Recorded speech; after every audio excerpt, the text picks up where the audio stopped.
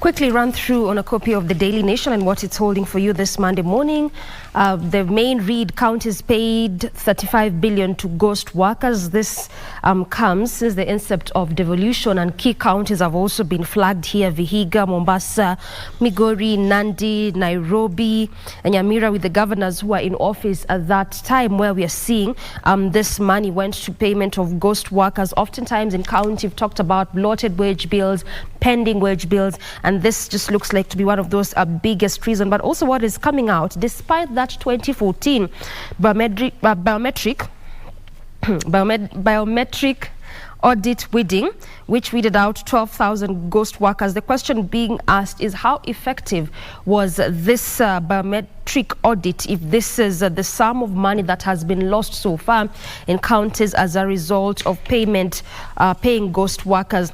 Away from that, we look at matters climate change very quickly. Ruto to address climate talks as Africa suffers heartbreak. This is because one of those things that Africa really expected to talk about was the issue of loss and damage. They expected this to be included in the agenda, just talking about how rich countries perhaps should compensate poor countries and most African countries, given the fact that they just contribute about 3 to 5% of this gas emission that oftentimes leads to the climate change. But this has been pushed to a later time, the time not well communicated, and this is part of what some African head of states or African leaders or delegates there have been complaining about. This is even as the summit began yesterday, expected to continue all the way to the 18th. So this is going to be a two-week summit there.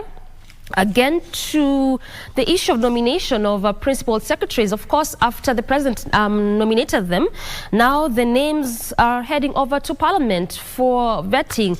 And there's just one concern here by a Kenyan. This is a Nakuru-based surgeon who now wants the High Court to stop this vetting process, citing that it lacked gender and regional balance. This is the 51 principal secretaries who were nominated by the president last week. And he also says that that 52nd position that was created, this is the position of Principal Administrative Secretary that was given to Ms. Bernice Silal. This is for the position of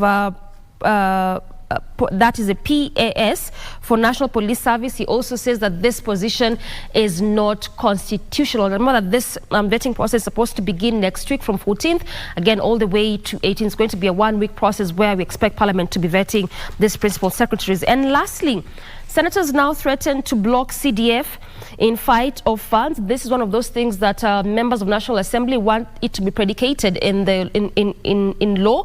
This is the the NG CDF. What was declared unconstitutional was the CDF Act of 2013. So they want this, which has been running, to be predicated in law.